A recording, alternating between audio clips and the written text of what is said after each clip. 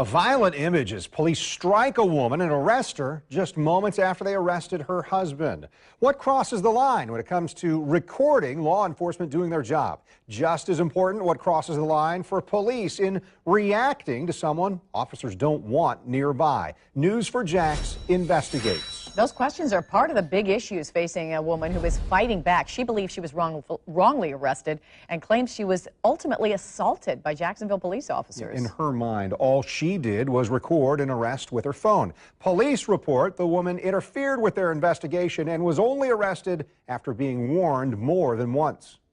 I was beaten and then falsely arrested. My phone was stolen.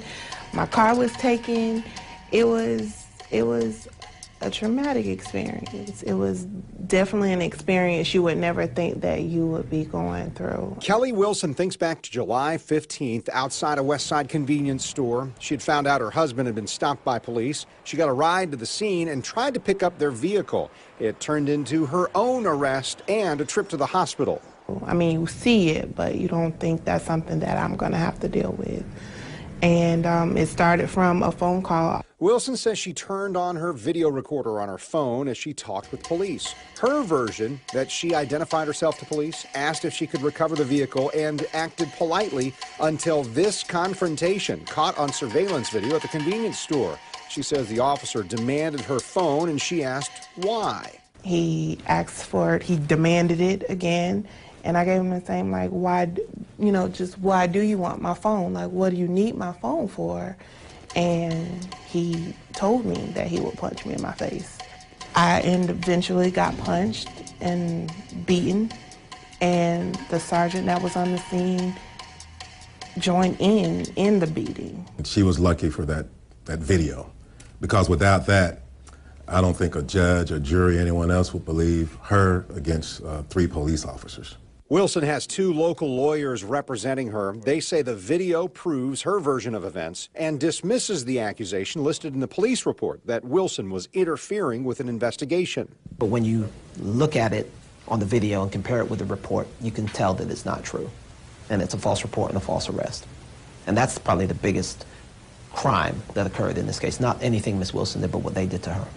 It's just so difficult because we don't have any audio. We can't hear the police commands. We can't hear if she's complying or refusing.